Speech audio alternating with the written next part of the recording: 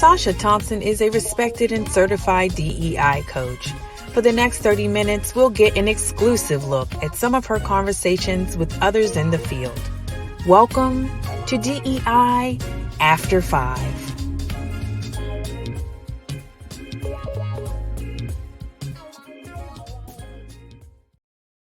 Hello, everyone, and welcome to DEI After 5. I am absolutely thrilled for you to join us today. My guest, I actually met probably about a year and a half ago when I was doing some TED Circles, and we were having conversations about diversity and inclusion. And I appreciated so much her insight and her putting accessibility and disability in the forefront of the conversation. And so I wanted her to be a part of this conversation today because I think it's a critical part of DEI that is often left out. And so right now we are going to welcome my guest, Vern Haber. So Sherry, welcome. Hi, Sasha. Thanks for inviting me here today. Thank you. So go ahead and introduce yourself for those that may not know you. Sure. So I am an approximately 6 foot tall white woman. I wear bifocals and I have short brown hair. I use a wheelchair and I have an insulin pump. So I'm somebody with, some fairly significant lived experience with disability. And I've been working in the disability inclusion and accessibility field for about 17 years now. Thank you. And so when we first met, right, it was through these TED Circles that I was doing. And which I thought were the most amazing things ever. I loved them.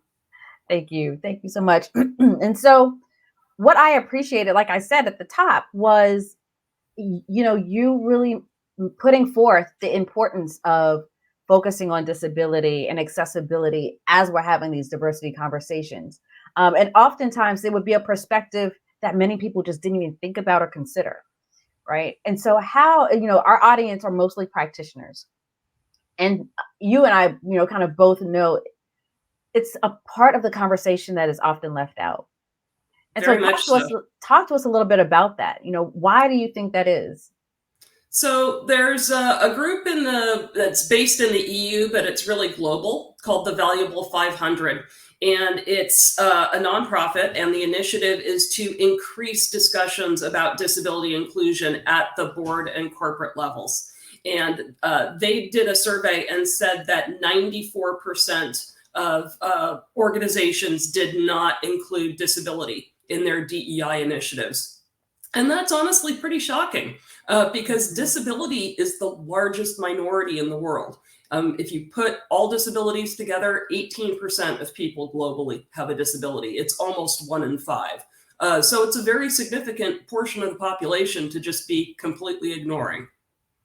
Yeah. And, as you were saying that, what it brought to the forefront of my mind is I'm not even sure people understand what falls under disability, right? I think, and this is just from things that I've experienced and seen, people think, okay, disability are people that are deaf or hard of hearing, blind, or have some visual impairments.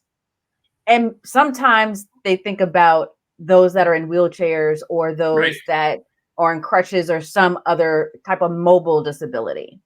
But that's just a portion of the population. So what are some other aspects of disability that people need to keep in mind as they're talking about building out their diversity, equity, and inclusion programs?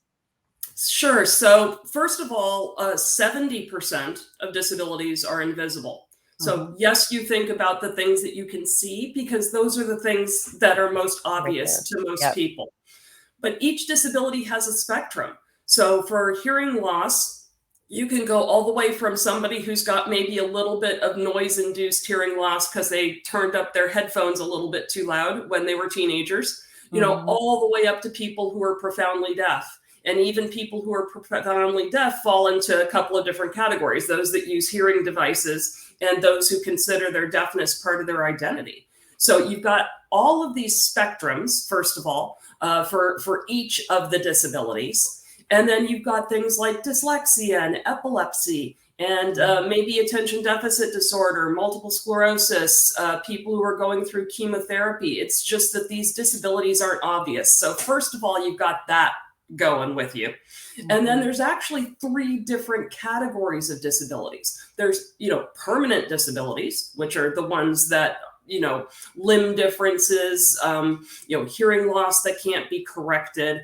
Then you've got temporary disabilities. When I was at VMware, our new CEO, when he started in July, had a rotator cuff tear. Okay, so he had one of those big sling things on with his arm out at 45 degrees. So for, a 6-week, 8-week period of time, he behaved as if he had a limb difference, right? Because he had an arm that he couldn't use. Okay, then you've got, so that's temporary, permanent and temporary. And then you've got situational on top of that. You could have somebody who's holding a baby. You could have somebody who's holding a mobile device. They can't use that arm for the period of time that they're doing those things because of the situation that they've put themselves in. So it's even shorter than temporary. When you add all 3 of those things up, that's a really large chunk of the population. Wow. And that last group, I didn't even think about, right? Like the first 2, I've kind of done some work in, but situational, that's every day. And everybody at some point in the day kind of falls into that category and we don't even think about it. I go into these technical discussions of what's assistive technology, which is at a large level, things that people with disabilities use to help them, work around their disabilities. But have you ever done pinch to zoom on a phone? Congratulations, you've used assistive technology, right? And so that's an example of a situational disability. You got to a website, maybe you were outside and it was bright, maybe it was silver text in 6-point font. When you do that, that's the same thing that people with disabilities, people with vision loss like me, do every single day. And when that pinch to zoom doesn't work, if the things don't reflow, if the screen gets all messed up, then, you take your business somewhere else because as a person with a disability that you're going to struggle to interact with that site. Yeah. And what you just said just triggered for me. And again, I was in tech for 10 years. Why I truly believe that DEI goes beyond HR, right? I think in the context of employees, yes, what you're talking about touches HR in a way, but the design piece, right? That's the part that HR they're not technical. They're not the engineers. The engineers, like those teams, those product teams need to know and understand the importance of, okay, how do we make sure that all of our customers can access what we are doing, right? What are we doing to ensure that they're able to do what they need to do in order to get from point A to point B, whatever, their technology is. And so it really is an expanded conversation beyond just employees. Very much so. So let me drop another little truth bomb here from the disability inclusion perspective. So the HR overlap that you're talking about is usually accommodations. And when I'm in the workplace and something doesn't work for me because of my wheelchair use, because of my vision loss, whatever the reason is, I have to go to HR and ask for an accommodation. Here's the truth bomb. If you design things to be accessible from the outset, if you include disability inclusion in your procurement processes, nobody has to ask for accommodations because it's built to be inclusive from the outset. Yeah. And it's much cheaper. It's cheaper. It's easier to build it in the beginning. Nobody likes going to HR. HR people don't like going to HR. It's slow. If I come on a conference and the conference isn't captioned, right, it's an immediate need. It's not something that you can necessarily just flip a switch and fix. So with StreamYard, I know that people can use Chrome captioning. We don't have to have the captions turned on here. But that's just an example. So doing it right from the outset, everything that, and there's 3 categories on the software side: everything that you buy, everything that you build, which is like internal web forms and you know, employee facing websites and things like that, everything that you use, everything that you take from open source, all three of those need to be assessed for accessibility. Yeah. You know, we probably have some folks that are going to be watching this, that their minds right now are just going a million miles an hour, because you probably, again, the truth bombs, right? These are things that people don't necessarily think about when they're talking about diversity and inclusion. You know, and I remember years ago when I was working in higher education, I worked in a building that was 3 stories and the elevator never worked. So I was just like, well, what happens if we have students that are on crutches or wheelchairs? Like, what are we supposed to do? And nobody had an answer to that. And So so it's when I was in school, so the Americans with Disabilities Act passed 31 years ago, plus or minus. I was in high school before that. When I had surgery, I had to stay home, right? I couldn't go to school because my locker was on the second floor. The classes, some of my classes were on the second floor and they refused to move them. When I graduated, there was no ramp to the stage. So I didn't get included in the procession and somebody just handed me my diploma afterwards. It's, you know, it's a microaggression. It's othering. It's reminding people you're different. You know, you're not the same as everybody else. And that's, if we're being truly inclusive, that's something that absolutely has to be addressed. Yeah. And that's actually where I was going to go. Like, what are some of the little things that people can do today, right, to start this? And I think you used a great example with the ramps. I did inclusion marketing for a while, doing events, and we made it standard. And it was a heavy lift to actually get people to think this way. Like, we shouldn't have to ask our speakers if they need a ramp. It should just be a part of the stage setup, right? And So the reason for that is because doesn't matter whether or not you have speakers who need the ramp. The ramp sends a message of inclusion. The ramp sends a message of, we expect people who will need this to be on the stage someday. And the lack of a ramp sends the opposite message. It's like, we don't think, we've never had a disabled person up here, a person with a mobility disability, and we don't expect one. Yeah. The other thing that we made standard for our sessions, because we couldn't do it across the board, but I made sure that we did, was we had a sign language interpreter available and just on stage, you know, with every speaker. And it wasn't because, you know, oh, again, to your point, we have a speaker that may need it. It didn't matter to us. We wanted everyone to be able to see and understand what was happening. Right. And so those were just little tweaks that we made in the bubble, in the space that we had. But I think that that's just the start. What are some other things that companies can do right now to at least make it a little bit more accessible to employees, customers, whoever? So the number one disability in terms of the number of people impacted is actually color blindness. So in tech, 6.5% of people are colorblind. General population is 4.25%, but in tech, because it's predominantly male, you know, we're looking at about an 80-20 split, plus or minus in most cases. The prevalence of colorblindness is much, much higher because colorblindness is a male-linked trait. So just reviewing presentation decks, making sure that you're not mixing red and green together and you're not putting red text on dark backgrounds where people who are colorblind can't even tell that there's text there. That's the number one thing that you can do. And it's absolutely free. You know, some people will say, well, you know, sign language, you know, interpreters, they're difficult to arrange. They cost money. There's all kinds of stuff that you can do on a shoestring budget that will still make your environment and your events much more inclusive. I love it.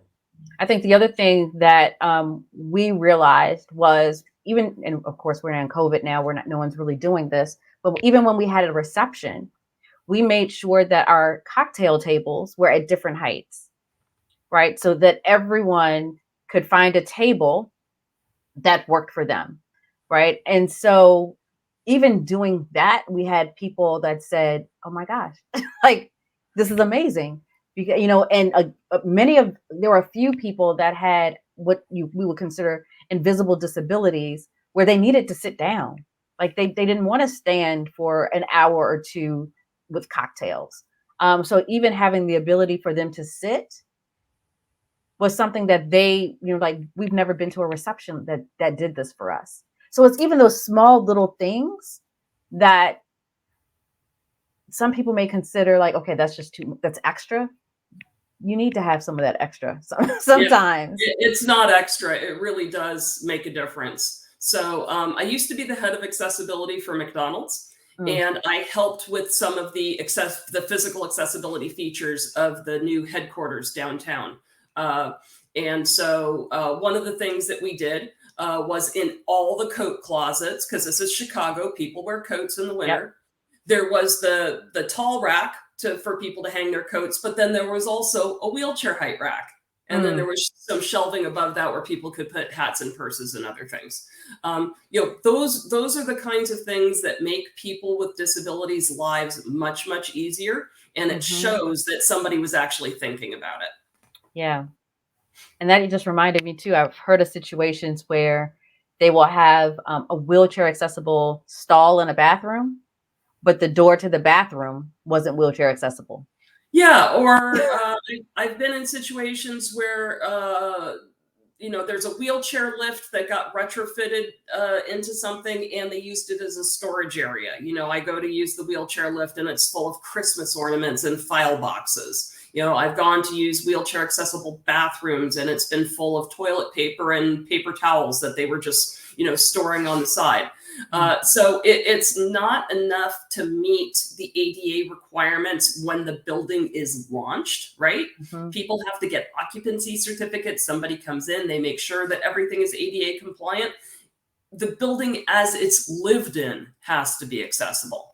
And so that means, somebody, janitors usually need to be trained to do some continuous monitoring so that if people are leaving plants or chairs or things in areas that make it impossible for somebody in a wheelchair to use, that it all gets, cleared away overnight so that it's accessible the next morning. Let's talk about that training, right? So many trainings now.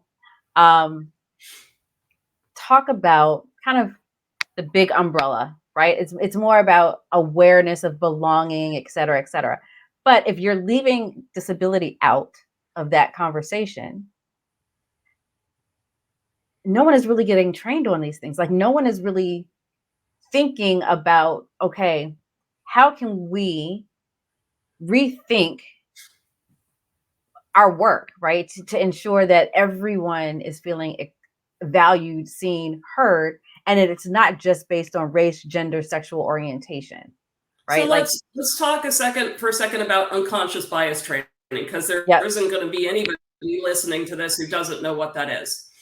If you're a hiring manager and you're one of those, I want eye contact and a firm handshake kind of people, and if I don't get that, I don't want to hire that employee, guess what? You probably just excluded everybody with autism.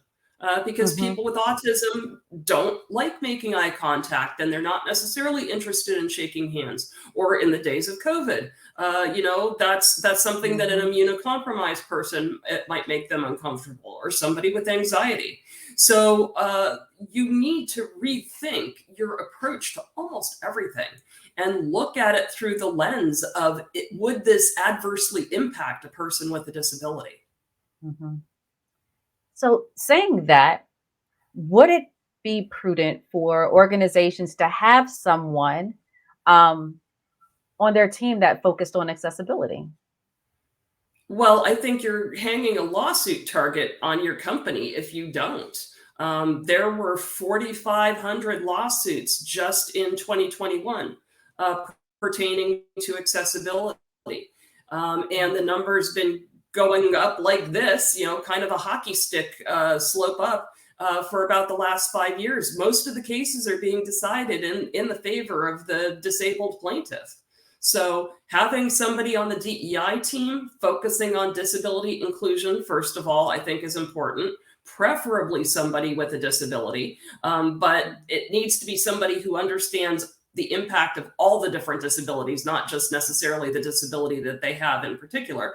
And then secondarily, having accessibility training in your IT team and your procurement teams is pretty important, because you want to procure accessible software so that you make yourself a destination for employees with disabilities to come to. It's kind of a catch-22.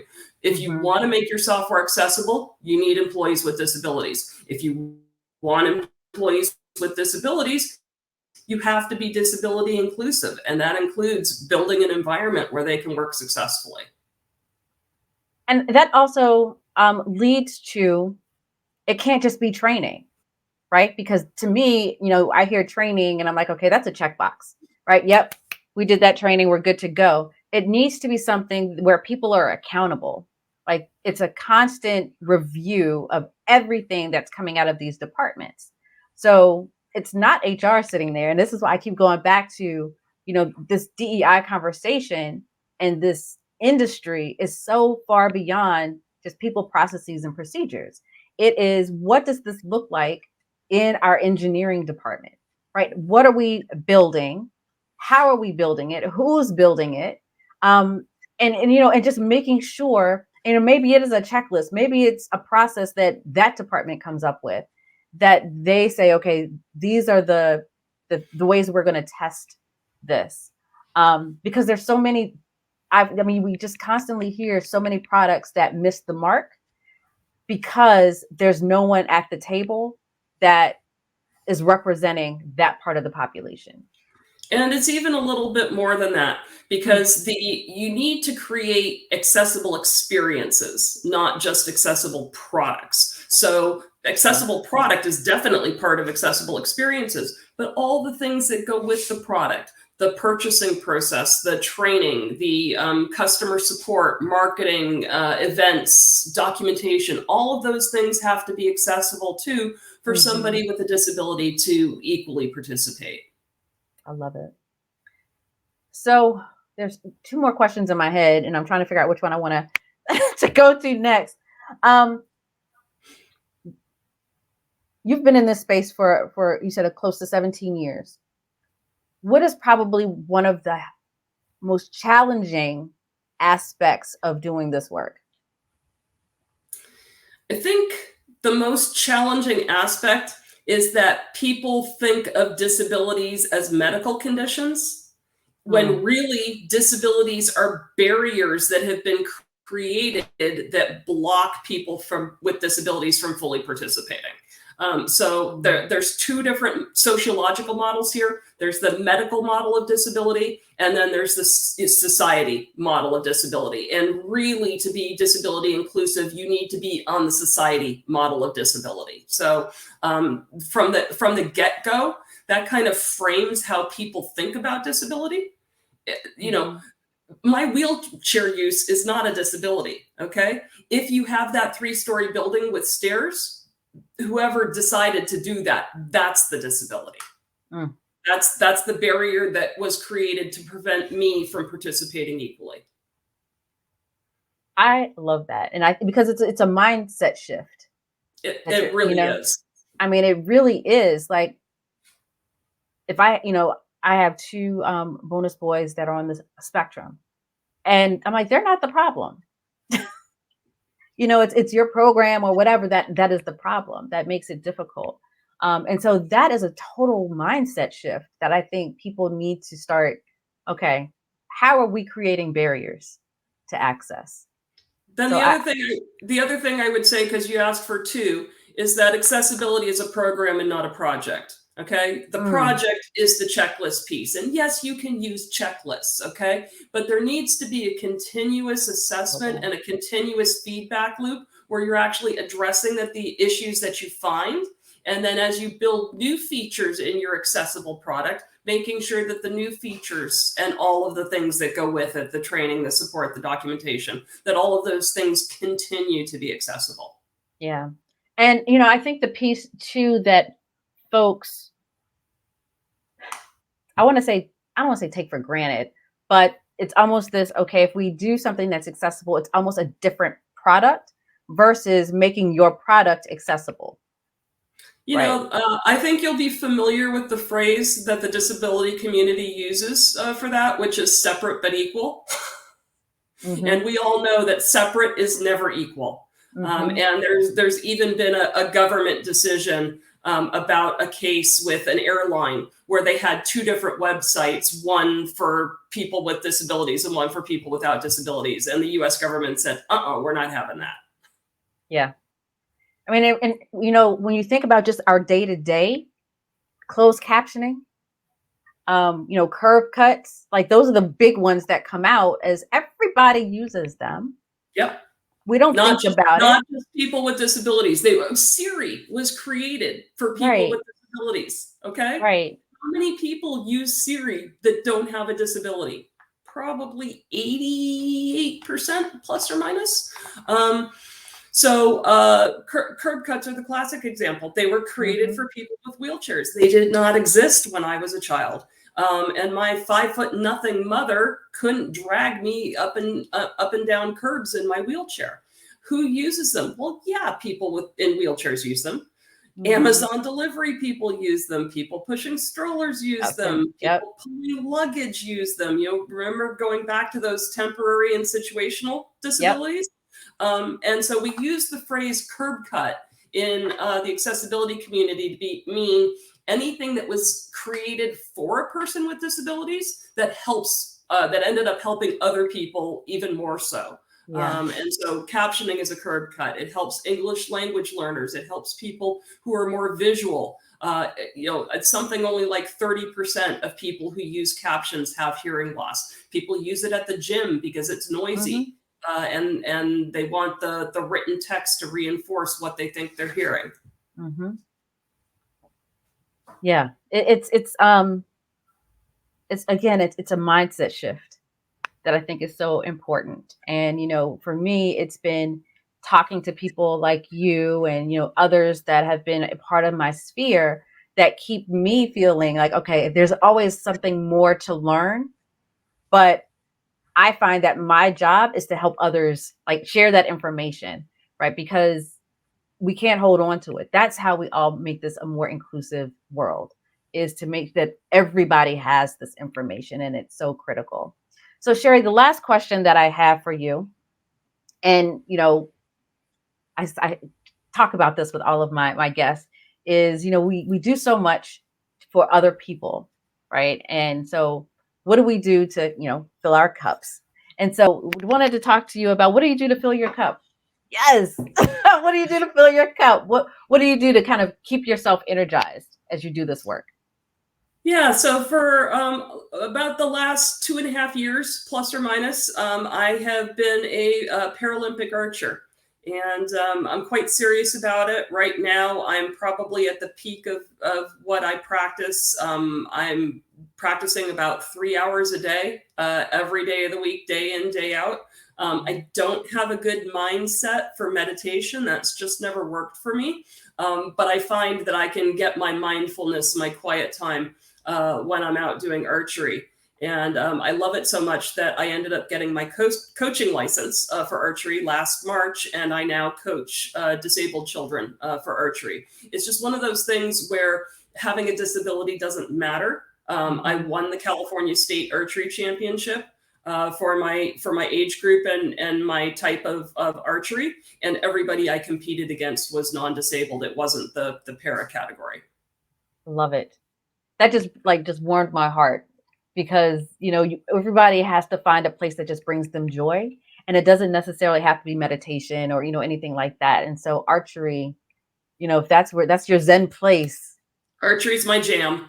I love it. So Sherry, thank you so much for joining us today. This has been an absolutely wonderful conversation. And if people wanted to follow up with you or find you, where could they do that? So the best place to find me is either on LinkedIn, and you can see how my name is spelled. There's only 2 Vern Habers on the planet, and one of them I gave birth to.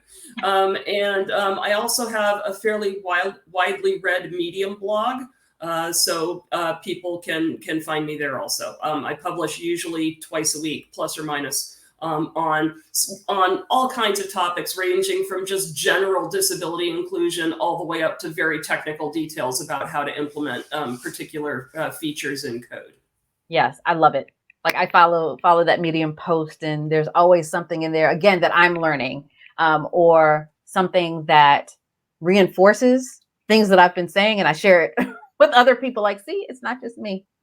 Well, I appreciate that. Thank you so much for letting me leverage your platform, Sasha. Not a problem at all. Thank you so much. And thank you all for watching today. Be sure to continue subscribing to this so that you get this directly into your inbox when the next episode comes out. And we will see you next time. Have a good one.